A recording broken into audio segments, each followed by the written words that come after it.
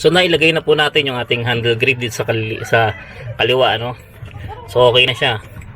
So hopefully hindi na siya iikot pagka ating magka-clutch tayo. So usually umiikot yung luma.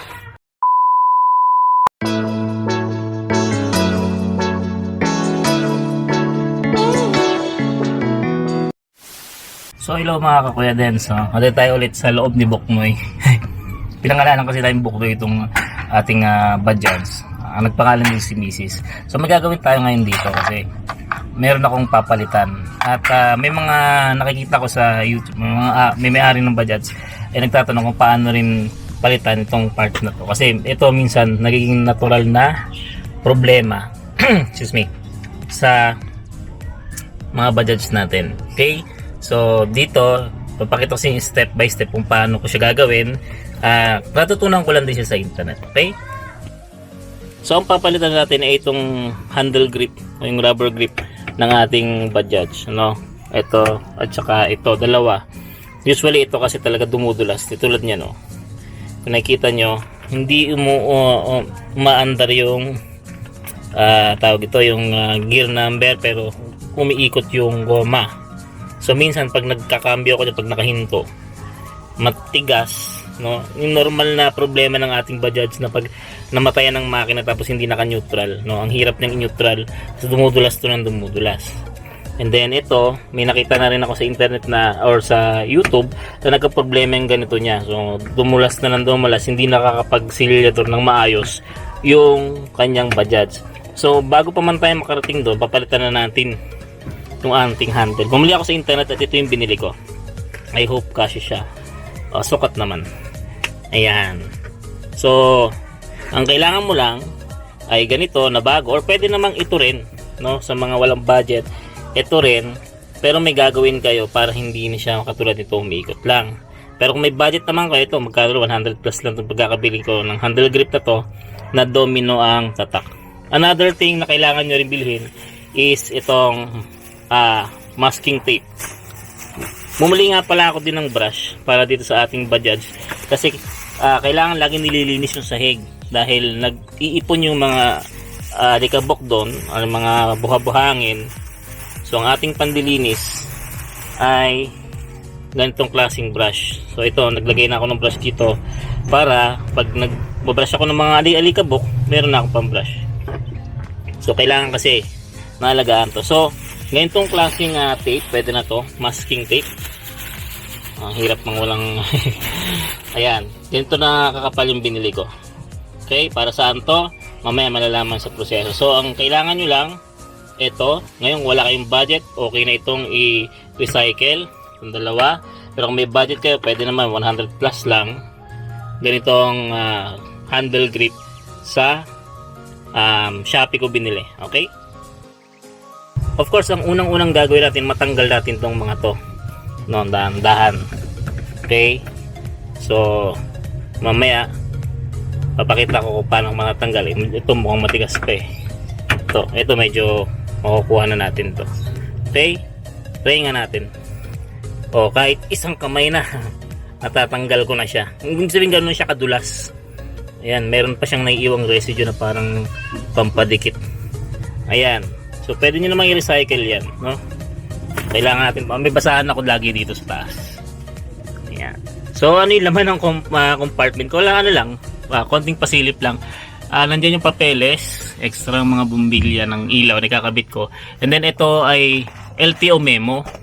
Kasama ng iba pang mga memo, no, para sa mga 3-wheel vehicles. Kung sakaling harangin ka at may magsabi sa'yo na illegal ka, no, or tricycle ka, hindi ka pwede dito, andito yung memo ng LTO about sa Bajaj, no. So natanggal na natin yung isang alam ko mag-struggle ko kasi mahigpit pa. Okay, so sige. So semi na natatanggal ko na siya, no. Dinalawang kamay ko kanina, ngayon titingnan ko kung kaya ng isang kamay na natanggal na. So yan, sa mga ganito, wala pa kayong budget, bumili ng bagong grip, handle grip, pwede naman yun i-recycle to.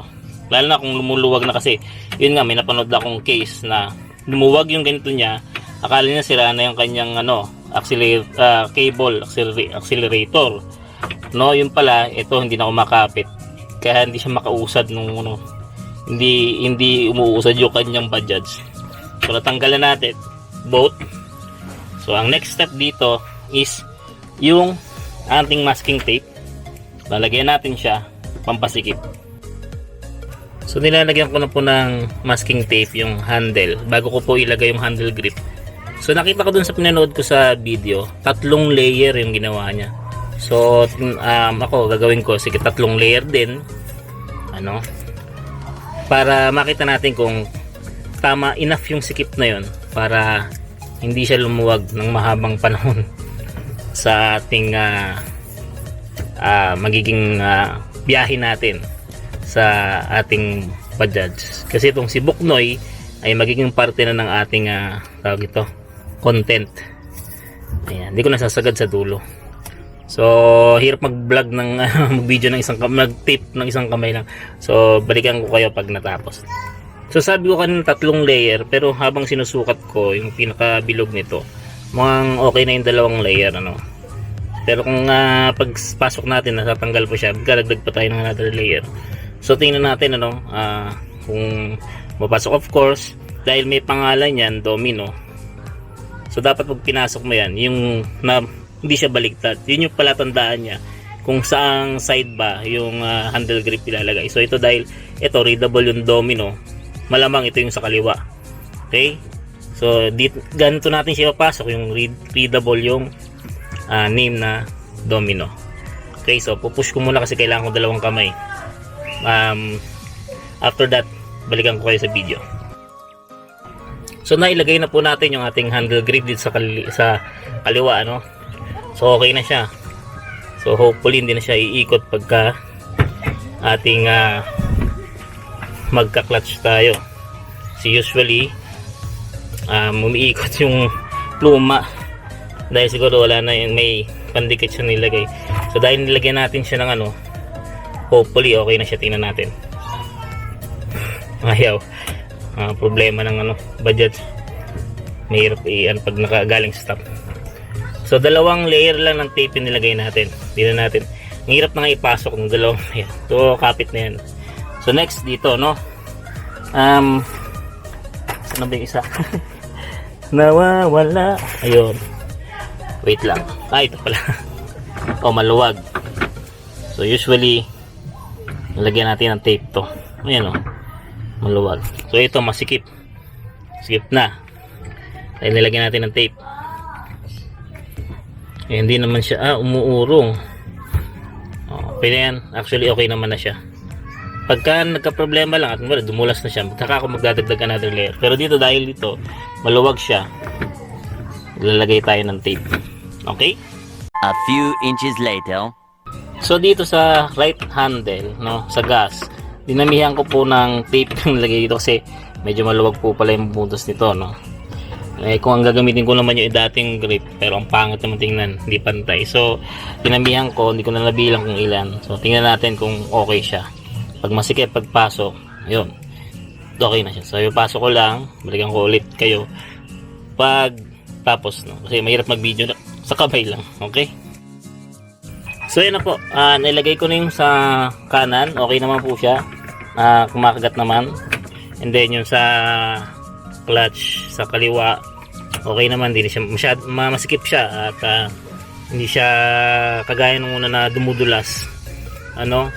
So yan, palitan na natin yung handle, rubber handle ni Buknoy. Sa mga nagtatanong po magkano yung nagastos, sabi ko nga kanina, yung ganito sa Shopee, hindi ko lang alam sa Lazada kung pareho, ay 100 something lang. I think 110, 108, nakalimutan ko na. Tapos yung tape po na ganito, 50 lang po to sa hardware. Okay, so wala pang 200 rather yung nagastos para magpalit, no. Kaya ako nagpalit kasi nga yung ang tawag dito, yung dati, yung original na nakakabit, dumudulas na, no. So hopefully okay naman siya. Malalaman ko pag tinesting ko, pag nagpa-under ulit ako. So again, salamat sa pagsama. Medyo mainit, ano? Mainit na kasi ng panahon ngayon. Sa pagsama, sa papalit natin ng mga ilang mga pyesa kay Buknoy.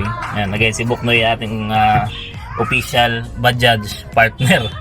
Bajaj RE partner. Hindi pa tayo partner ng Bajaj. Baka naman, sa ating ang tawag to, magiging mga lakbay vlogs, no? Okay? So, siguro, next time, ikukwento ko bakit ako nag-Bajaj. Kasi di ba nagmumotor ako dati. So, sa susunod, sa mga siguro, maaaring naikwento ko na, no? Kasi, hindi nagkaroon ng sequence yung aking mga vlog. So, yun po. Salamat sa pagsama sa pagpapalit natin ng rubber grip kay Buknoy, ang ating official Bajaj RE kasama sa mga lakbay. Hindi pa natin official partner ng Bajaj. So, baka naman, Bajaj, Philippines. Char lang. No? So, maaaring napanood nyo na yung video kung bakit nagpalit ako ng Bajaj. At alam nyo na kung ano yung reason. Ang gulo, no? Okay, so sa mga susunod, isasama ko ulit kayo sa dito. May kakabit pa ako dito kay Buknoy na kinakailangan niya at kinakailangan ko rin kasi syempre magiging official partner ko na to sa aking mga gala. So may mga gamit akong kinakailangan maikabit dito para na rin sa safety natin sa ating mga paglalakbay. So this Kuya Dens, kung may tanong kayo patungkol sa Bajaj, hindi ko pa kayo fully masasagot, no?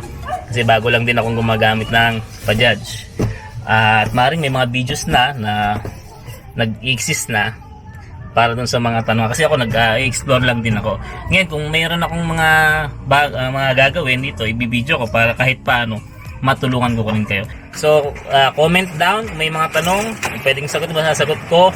And you know the drill, like our videos, share sa mga ka-Bajaj RE dyan. Meron po kaming meron akong Facebook group na minamanage para sa mga private owner ng Bajaj, sa mga nagmamay-ari ng Bajaj na private use.